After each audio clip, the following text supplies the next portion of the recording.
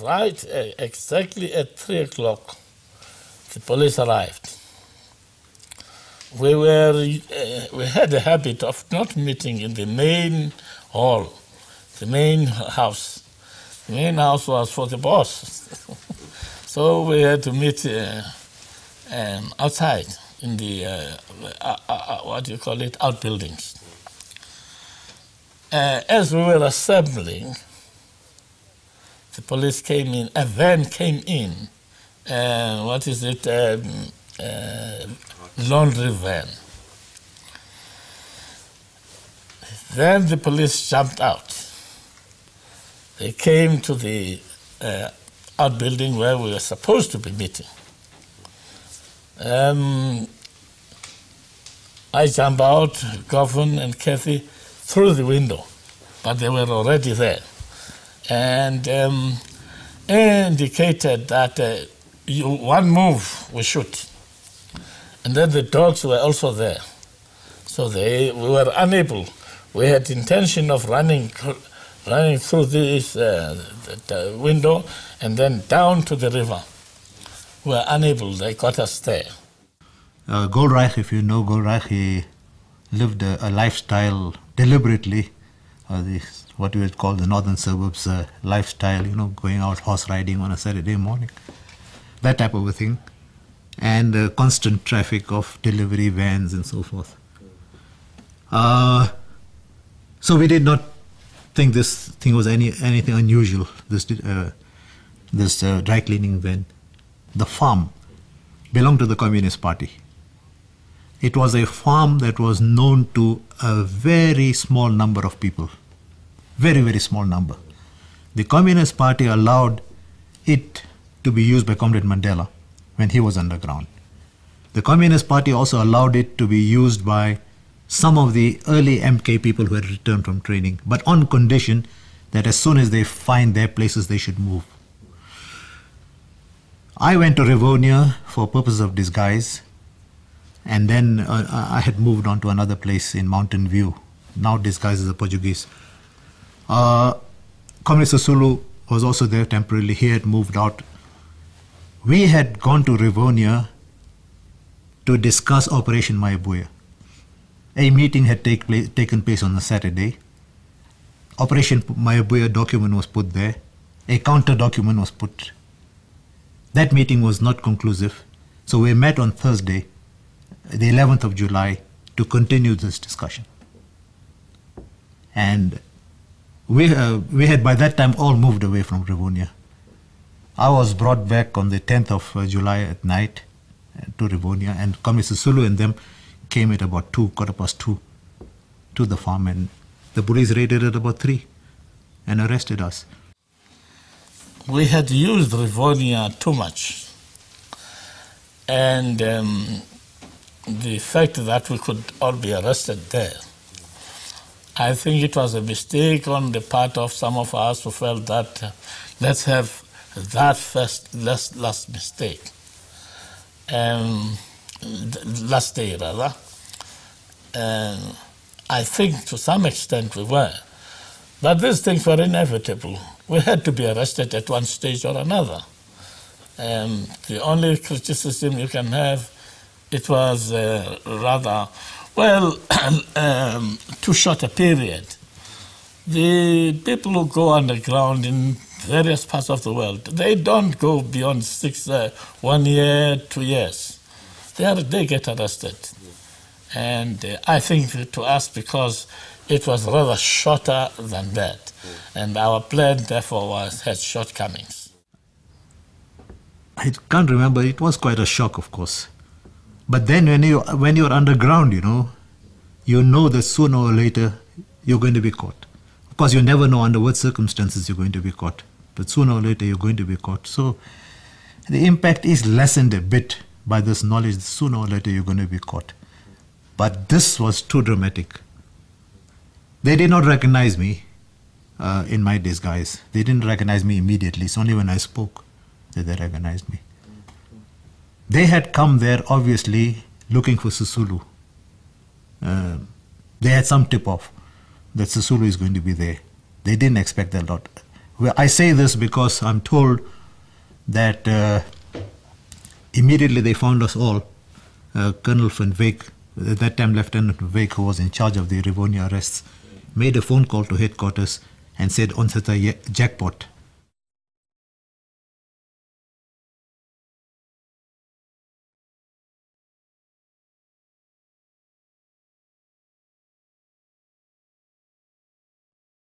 I was, of course, on the regional command of MK right from the beginning.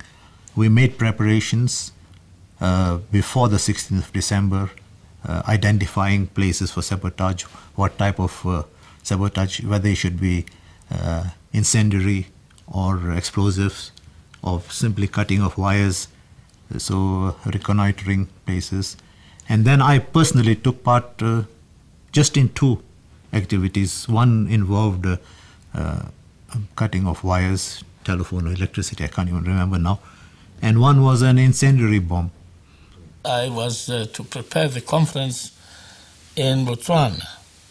And I was already in Botswana when it was announced that the police, it was wrongly announced, the police had already pinned a notice in my door. It meant that, therefore, once they pin that notice, if they see you anywhere, they will arrest you. That made me to leave the conference before it actually commenced. I didn't meet Oliver, who was also coming to the conference. I had to leave to come home and try and beat this ban so that I can do my work underground in South Africa. It had been decided that I was going to operate in South Africa, and therefore I had to try and avoid being arrested at that stage. I got home, however, found that they had not yet pinned the order, and they however came. I can't remember precisely whether I don't think they came to give me the ban, but the ban, you see, my ban began. I then went underground from that day so that I should operate underground. Kathrada also went underground by orders that he should go down underground. It brought about this new situation that all operations were largely going to be underground. Well, to be frank, my views were mixed with fear. Fear not only for myself, and that was there, naturally, but also fear for the organization. I thought that we were being a bit incautious, uncautious, I don't know what the correct English is. I think that element was there. I thought that not sufficient thought was being given. A small group of people were now directing things. And what really, and of course the other reason was I did not have the aptitude for this type of work, but that's a personal thing. There was one incident, for instance, where we were discussing a certain act of sabotage, whether we should plant an incendiary bomb or an explosive. And I had said, look, this is an area where children play till 10, sometimes 11 at night. And if we plant an explosive, it will kill these children. And the response from one of the MK leaders was, well, comrade, people die in the struggle. And that shocked me, that type of an attitude. Because the idea at the time was not violence aimed at civilians or the security forces. At that time, the emphasis was on sabotage of buildings, government buildings, etc. And that worried me. One of the reasons why I thought I should withdraw. But I must emphasize the element of fear was there, the element of inaptitude for this thing, no enthusiasm for this type of work, more enthusiasm for political work.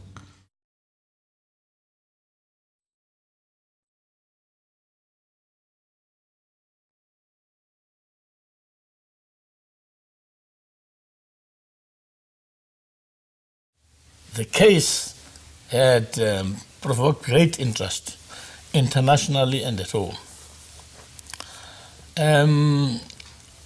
I had no doubt in my mind that the death penalty was going to be imposed, because I knew the extent of preparations made to sabotage the material that was ordered, and that in any country this type of a thing would be met by a death penalty, and worse, therefore, in a fascist country. And therefore, the defense had to take into consideration what our situation was. We deliberately decided that the best thing was to attack and openly admit, this is what we've done, this is our aim. We were to use it now, as it were, as an attack on the state. And that is the type of defense we brought about. We agreed all certain things. We defied when they said, what about questions which we thought were incriminating? And we refused to answer questions. That was the line. But we had to say what we thought was right and what would be useful in mobilizing the country, in creating a spirit of revolt in the country. That was our defense. Comrade Mandela and Sisulu in particular were, leading us towards this realization that this is going to be, it may end in death, but we cannot do otherwise than to conduct it as a political trial. So that in the first day when we were called upon to plead, we didn't just say, I'm not guilty. Each one of us made a one-sentence statement. Some of us said, it is not I who should be on trial, but Foster who should be on trial. That type of a thing. So the tone was set right from the beginning to conduct it as a political trial. It was also decided that those, particularly in the leadership of MK, against whom there's going to be quite a bit of evidence in any case, should admit their participation in things. Now, I was, for instance, charged for being a member of the National High Command, which I never was. I was never near the High Command. And it was felt that there is no point in my now admitting something that was not even true. So that while my defense was political, it did not go to the extent of my admitting that I was involved in MK activities. At the time, of course, I was not involved at all. Well, it was clear from the discussions we were having with the lawyers that at least 4 of us were going to be sentenced to death. That is Governor Mbeki, Nelson Mandela, Dennis Goldberg, and myself. And we were therefore preparing statements which were going to be used in the event of a death sentence. And but fortunately for us, the judge, who gave us an impression that, at least me, that there was no other sentence he was going to pass. He was, it was shaken. His guns, were moving very fast. And I was wondering, why would he be frightened unless he was going to pass a death sentence? If it was not, why would he be so shaken?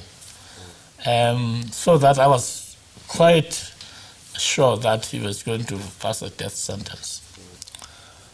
My wife had been seen by my lawyer, who said, well, prepare for anything. And this was the situation in which we are.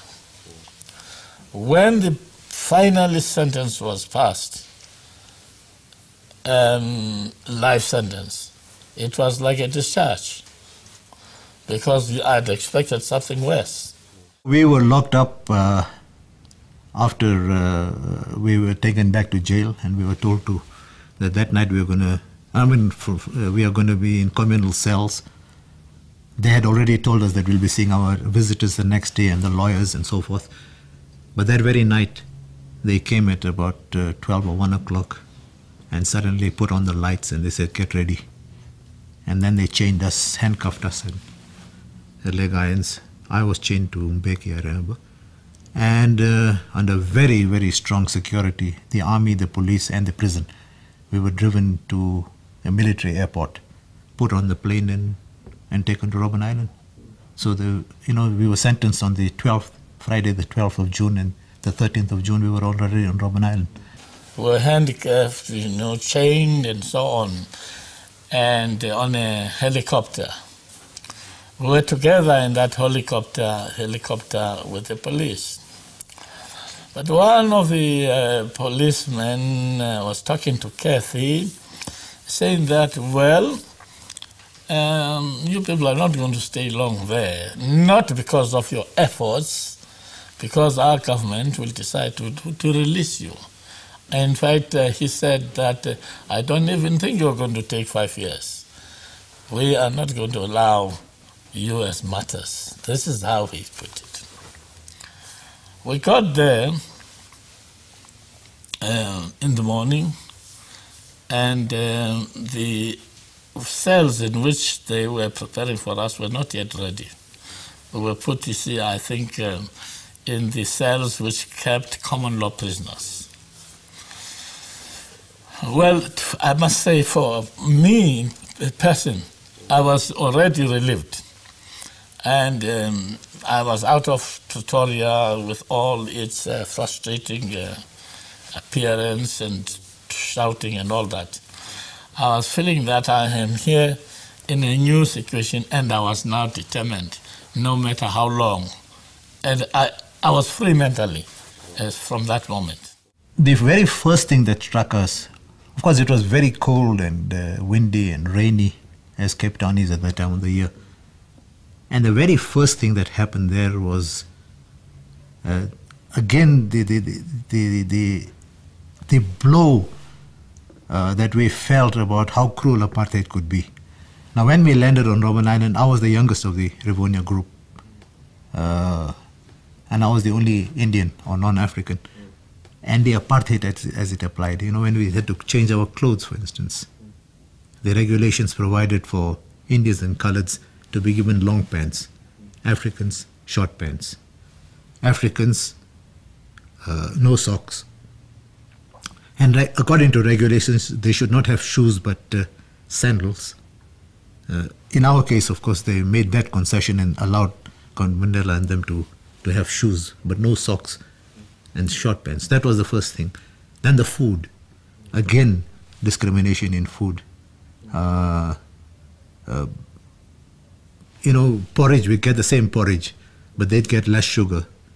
They get no bread. Indians and Coloureds would get bread, Africans only porridge. And eventually they make a concession that they'd be allowed to buy bread once a year at Christmas time.